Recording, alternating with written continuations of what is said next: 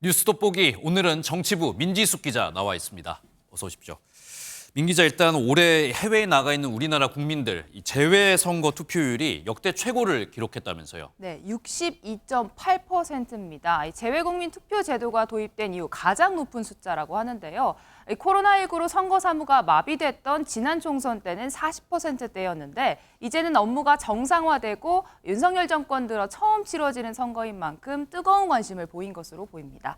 소중한 한 표를 행사하기 위해 태국 푸켓에서 방콕까지 왕복 약 1,600km를 이동한 한 가족의 사연도 알려졌습니다.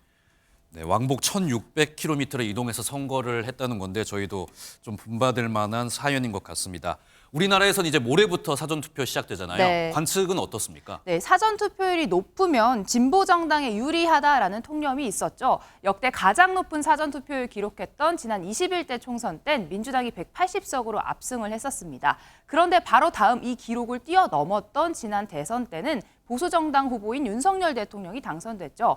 그렇기 때문에 이번에는 여야 모두 사전투표에 적극 참여해달라고 목소리를 높이고 있습니다. 민주당은 진보표심 결집을 요청하고 국민의힘은 2030 세대 가운데 보수표심을 조금이라도 더 끌고 나와서 이 수백 표 차이로 갈리는 초접전지 판세를 뒤바꾸겠다는 전략입니다. 네, 다음 주제는 민주당 김준혁 후보인데요. 이 성상납 발언으로 좀 논란이 일었지 않습니까? 네. 하루 만에 어떤 입장을 밝혔다면서요. 맞습니다. 경기 수원정에 출마한 민주당 후보 과거 발언이 연일 논란이 됐었죠. 예. 미군정 시기에 이화여자대 학생들 그 미군 장교들한테 성상납시키고 그랬잖아.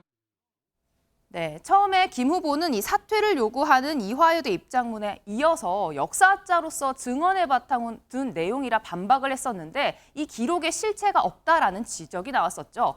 여기에 어제 오후 늦게 민주당 선대위가 사과를 권고했다라는 공지를 띄운 다음에 이 김 후보의 태도는 급변했습니다. 어젯밤 10시쯤 SNS에요. 이화여대 관계자들에게 사과를 한다며 쉽고 흥미를 끄는 표현을 사용하는 과정에서 부적절한 비유와 혐오 표현이 사용됐다고 해명을 했습니다.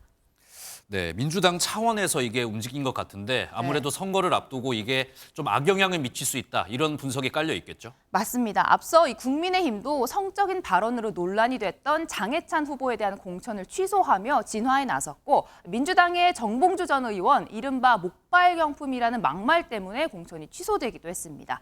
마지막까지 양당의 진정성을 보고 표를 결정하는 중도층 표심이 다 날아갈 수 있다는 우려 때문입니다.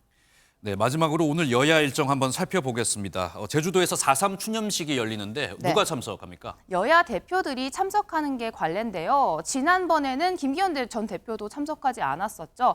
이번에는 민주당 이재명 상임공동선대위원장 참석을 하지만 국민의힘 한동훈 총괄선대위원장 참석하지 않기로 최종 결정을 했습니다.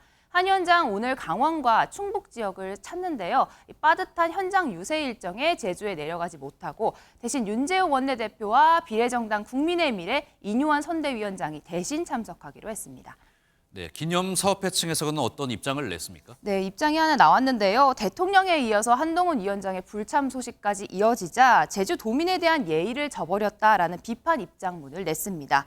하지만 국민의힘 제주도당에서는요, 과거 한나라당 출신 의원들이 국회에서 처음으로 4.3 특별법을 발의했다는 점을 강조하면서 지금 이번 불참은 큰 의미가 없다라는 점을 강조했습니다. 네, 오늘 말씀 여기까지 듣겠습니다. 지금까지 정치부 민지숙 기자였습니다.